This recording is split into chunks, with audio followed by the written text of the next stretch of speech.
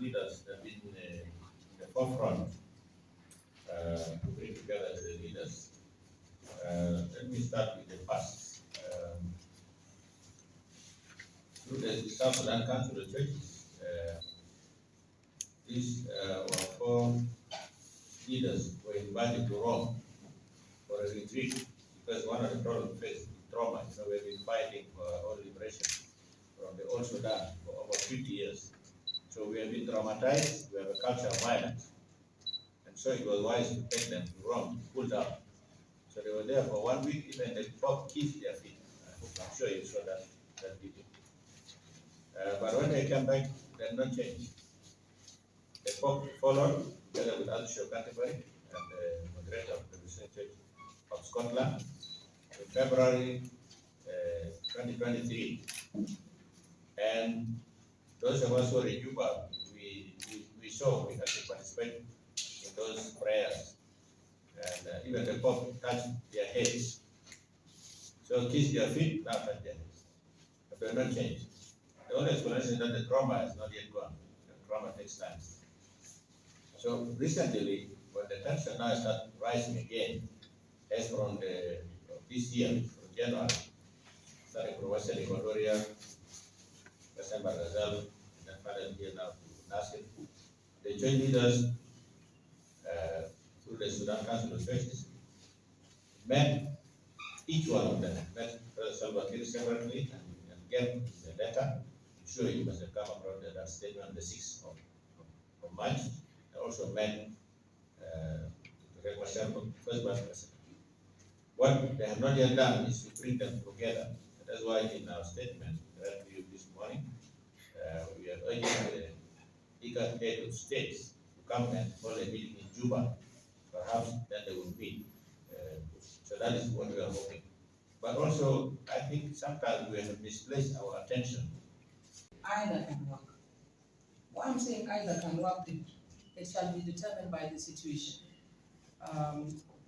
The situation at hand. In A-ARCSS, which is because the current government that we have, it is not a people government. It is the government of the peace agreement, the A-ARCSS. So the A-ARCSS Article 2.1.10.7.7 agree that a full support, fully support the full and rapid deployment and operations of the Regional Protection Force. So there is a provision that we can adhere to. And this is being provided where the warring parties didn't have trust. So the Regional Protection Force was to reinforce, a time, that transitional time for forces to be unified, okay, and be put under one command. At that time, civilians will have a chance and a room to heal, to reconcile, and as they work toward the election, which is then the conclusion of that government, which has been overdue. So it is, the intention is for protection for those who feel needed that protection. And it is the parties that agree this should be. So it is not even just us, it is the warring parties that felt the need. So I think that was right. But then peace is the key here. That is why we have peace that was signed, because they realized, the warring parties realized that we are not going to achieve anything through violence. And it has been proven even during our 21 years of war. We never succeeded with gun. We actually came and succeeded with a pen, signing an agreement. That is what we succeeded finally.